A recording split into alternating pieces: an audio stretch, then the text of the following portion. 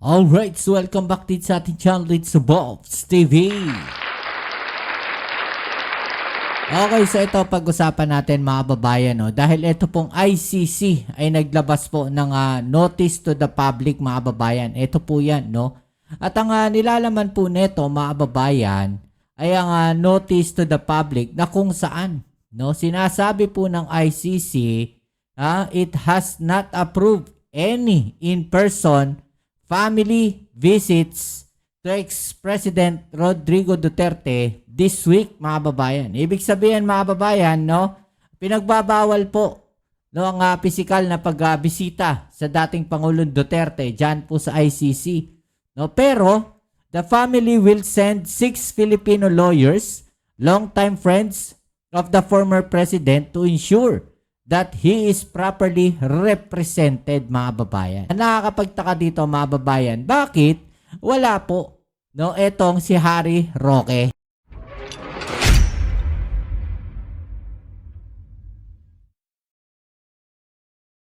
Yan po ang ating alamin ngayon at pag-uusapan. Pero, syempre bago ang lahat, please don't forget to subscribe, like, share, at comment dyan sa comment section. Okay, so ito mga babayan, pag-usapan natin, no, itong notice to the public. May tanong kasi dito, mga babayan, no? Sabi dito, yun nga, please be informed that there are no approved in-person family visits to former President Rodrigo Duterte.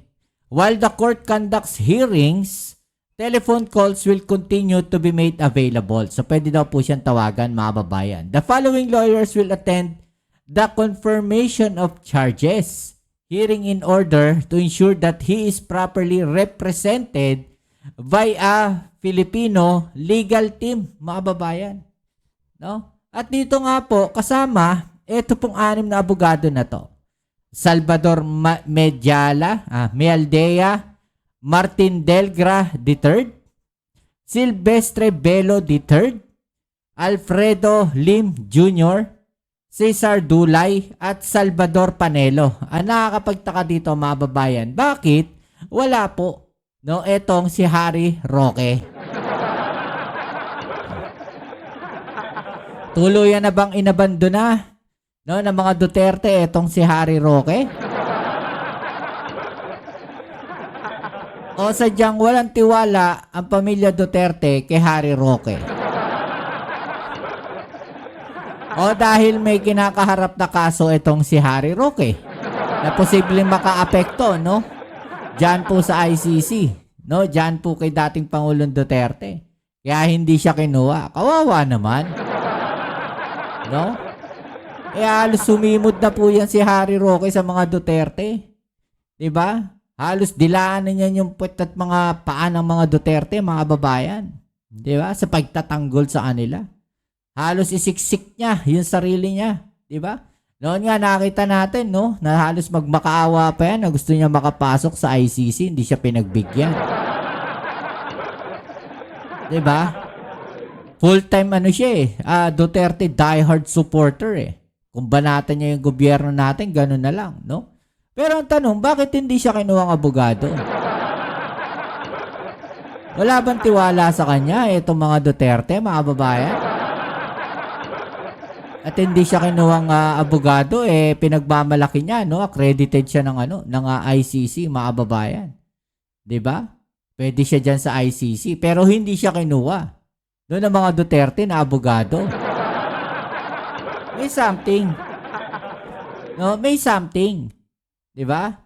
Kasi kahit sabihin natin na siya po, no, mga babayan, ay pwede po diyan sa ICC, bakit hindi pa rin siya kinuha ng mga Duterte?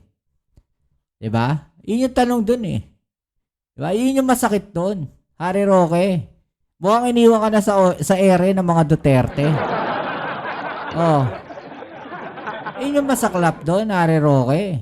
No, sa kabila ng ginagawa mo, pagtatanggol sa mga Duterte, kay dating Pangulong Duterte, 'di ba? Kay VP Sara Duterte, 'di ba? At sa lahat-lahat ng mga Duterte. Sa kabila ng effort mo na pabagsakin, no, pagkakalat ng di umano yung mga fake news, 'di ba, mga babayan? Asan ka ngayon? Bakit hindi ka kasama? dun sa legal team na ipinadala ng mga Duterte sa ICC para i-represent, no, o para tignan ang dating Pangulong Duterte doon po sa confirmation of charges. Diba? Yun yung tanong natin eh. Bakit wala si Harry Roque? Oh, ito naman yung reaksyon ng mga kababayan natin. Oh, inuna kasi pagdeklara na tumakbo ng presidente ng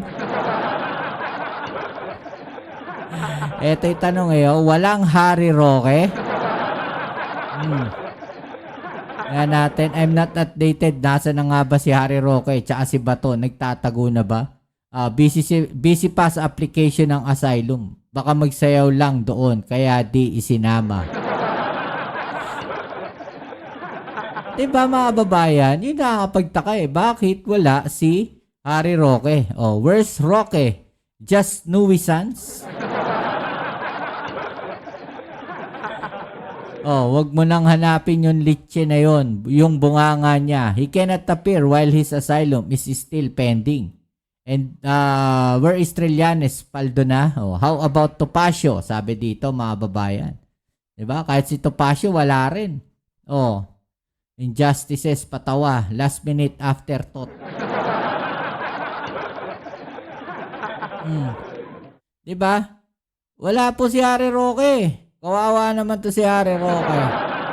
Tablado. No? Hindi ka kinikilala ng pamilya Duterte. At dahil nga po dyan mga babayan sa confirmation ni Digong, talagang mga diehard Duterte supporter mga babayan. Yung isa, ewan ko ba, no? Pinapunta daw ni Lord mga babayan.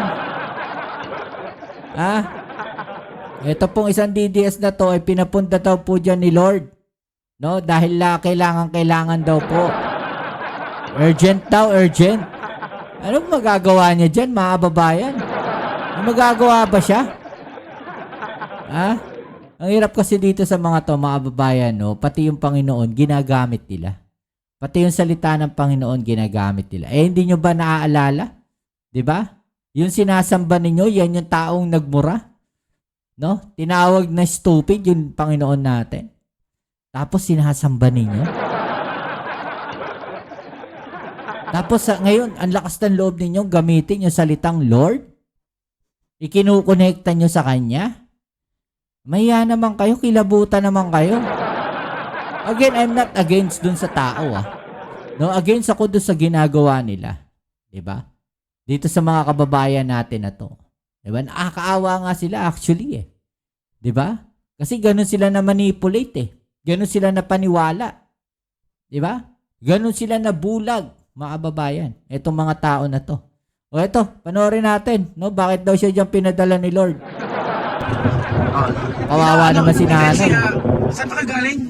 Galing po ako sa Vienna, Austria. Karating ko lang kanina. Oh, ba't po kayo nandito? Nandito po ako kasi sumusuporta ako sa mga Pilipino na nandito para sa kausa ni Tatay Digong. Hindi ka sumusuporta sa mga Pilipino na nandyan. No, sumusuporta ka kay Digong, hindi sa mga Pilipino. Correction lang Sinusuportahan nyo si Digong, kaya kayo nandyan, hindi sa mga Pilipino. Okay? Tita, medyo malamig, medyo di na rin kayo kabataan, pero nandito pa rin kayo ngayon. Oo nga, kasi sabi nga ni Lord, go there, it's urgent. Sabi daw ni Lord, go there, it's urgent daw. Bakit? Bakit ka pinapunta dyan? Bakit urgent? Ano yung urgent? No, anong magagawa ninyo dyan? No, again, hindi natin inaano yung salita ng Panginoon para sa Kanya. Pero siguro para sa Kanya, yun yung kanyang nararamdaman, mga kababayan. Diba? Yun yung kanyang nararamdaman. Imagine ninyo, no? Yung mismong sinasamba ninyo, yung sinusuportahan ninyo, yan yung taong tinawag na stupid yung Panginoon natin. Tapos ganyan kayo. Sasabihin ninyo yung salita ng Lord. Diba? Kilabutan naman sana kayo. Diba? Kaya, at saka yung nakikita ko yung pag-host ng mga tao dito, ang lamig-lamig.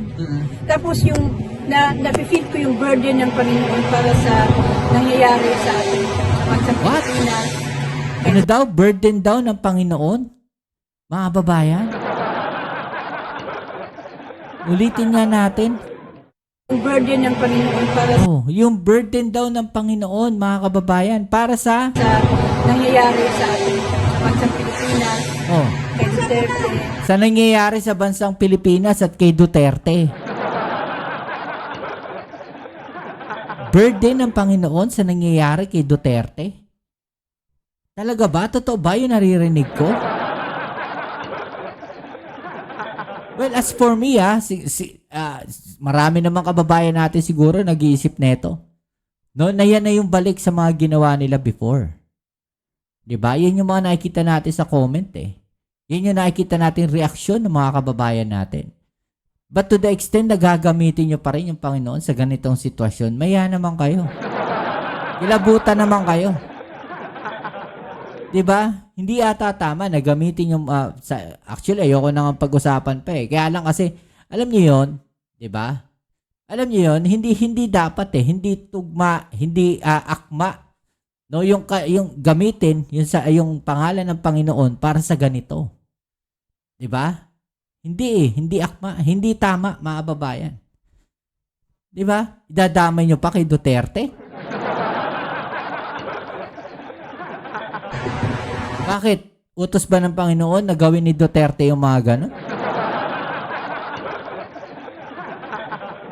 Ha? Ginusto ba ng Panginoon na mangyari yung mga ganyang EJK kaya nandyan si Digong? Sino ang nagutos?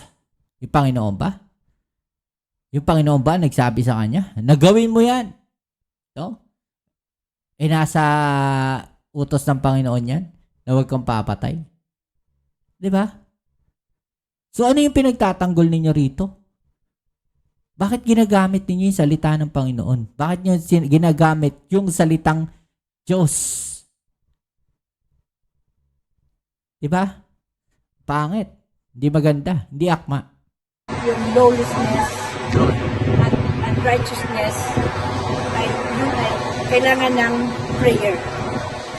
Well, siguro magdasal kayo, no? Magdasal na lang kayo siguro, pero wag niyo nang gamitin yung salita ng yung salitang Lord, Panginoon do sa mga ginagawa ninyo. Medyo nakakahiya lang, mga babayan, no? Hindi akma, hindi tama, no?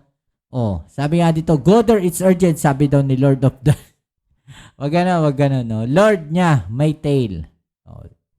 Sa totoo lang, mas nakakaya para maging DDS kesa matay sa shorts. Fans to ni Alvin Aragon, matik yan.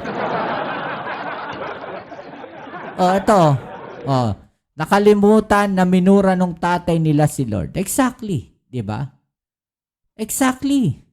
Oh, nakakakilabot, ginamit pa ang Diyos. Nakakaya din gamitin ng term na Pilipino. 'Di ba? Yung ginamit niya yung salitang Pilipino, burden ng mga Pilipino, burden ng Panginoon. No, hindi akma, hindi tama na gamitin, 'di ba? Ipaglaban niyo yung gusto niyo ipaglaban, no? Pero para gamitin yung salitang Panginoon, sabihin niyo na pinapunta kayo ni Lord dahil urgent. Bakit? Anong urgent? 'Di ba? Well, actually ayoko na pag-usapan niyo kasi andun yung salitang Lord eh, 'di ba? Medyo mahirap na topic 'yan, no? Napaka-sensitive po na topic 'yan, mga babayan. Well, para sa kanila na lang po siguro yan. At ito pa, panoorin pa natin, no? Ito pong pagdalo ng ilang mga DDS pa, no? Diyan po sa ICC sa The Hague. At proud daw po ang mga Pilipino kay ex-President Duterte. Siguro kayo lang, no? Kaya nga nakasulat dito, Duterte supporter. No, naging proud ang mga Pilipino kay ex-President Duterte. Diba? Naka-highlights, oh. Ayan, oh. Oh, all caps, Duterte supporter. So, kayo lang.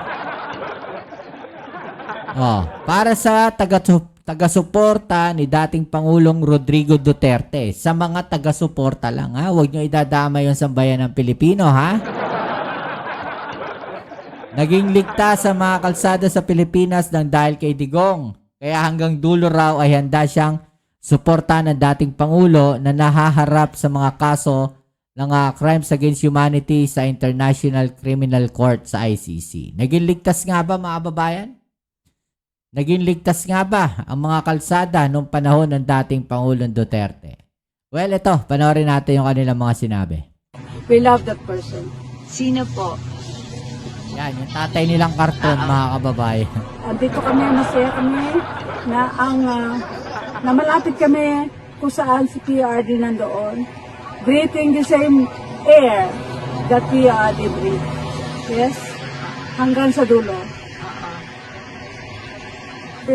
Nakita naman natin kung paano nagtrabaho si PRD. Kung paano niya pinagtanggol ang mga OFW sa mga hindi magandang trato sa kanila. Tapos yung kalsada natin, hindi ba? Di ba napaka-safe naman? Hindi siguro 100% naging safe ang Pilipinas during this time.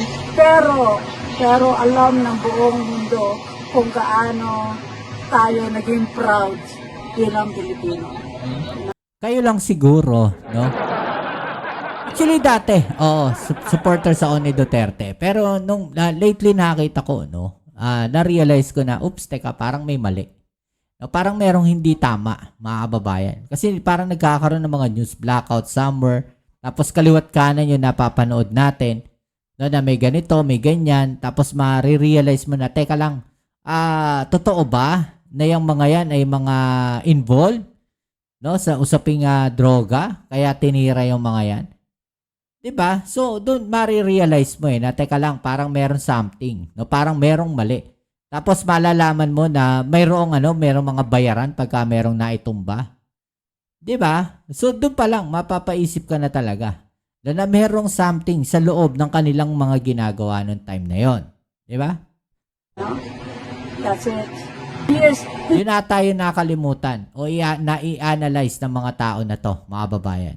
Hindi ko dinanas si PRD sa Pilipinas. Hindi ko dinanas yung kanyang governance. Yeah? Pero nakita ko sa pamilya ko kung paano naging safe ang mga pamangkin ko sa kalsada. Marami ko babaeng pamangkin. Yes. Of course, sino ba naman hindi tatanggap sa kapalaran niya? 81 years old na siya. So, kahit ako, pag nag-70 ako, isipin ko baka bukas over and out, diba? So, it's okay. Ano lang siya, realistic lang siya. Hanggang kailan po niyo gagawin yung pagpunta dito? Hanggat nandito siya. Yes? Sabi nga namin, hanggang sa dulo. Okay, so yun mga babayan, hanggang sa dulo raw, no? Ipagdalaban daw nila ang kanilang Tatay Digong. Gising na po, Lola. Tanghali na, sabi dito. No. Umangat daw at nagbago ang buhay nila nung naupo si Duterte, sabi ng mga ilang dekada na sa ibang bansa. Totoo yun, no? Diba? Hindi po malulungkot si Tatay Digong nyo. Malapit na po makasama sila Bongo at De La Rosa. Incoming na po sila. Diba mga babayan? Totoo naman, naging tahimik kahit paano ang mga kalye sa Pilipinas. Nakakalakad ka sa gabi na hindi natatakot. Pero pwede ka pa rin mapagbintangan, di ba? Hindi na, marami, maganda. Sabihin natin safe mga babayan. Pero nakita natin na merong mga bagay na tila nakakaligtaan nitong mga Duterte supporters na to. Na merong mga ilang biktima na hindi naman kasi talaga. No, ayon sa mga balita. Kasi kung wala, mga babayan, wala siya diyan sa ICC eh. 'Di ba? Sipin niyo maigi, no? Kung wala pong ganyan mga EJK, mga babayan, wala siya sa ICC. 'Di ba? Kung tama yung way na kanyang ginawa, wala siya diyan sa ICC. Yun lang yun. Ganun kasimple, mga babayan. 'Di ba? Ganon kasimple. Okay, so ano masasabi niyo dyan, no? I-comment sa ibaba yung mga opinion at atin yung pag-usapan. Alright? So yan muli, kita tayo sa ating next video. Ito muli ang inyong Kuya Mobs, it's on Bobs TV. Peace. I'm out.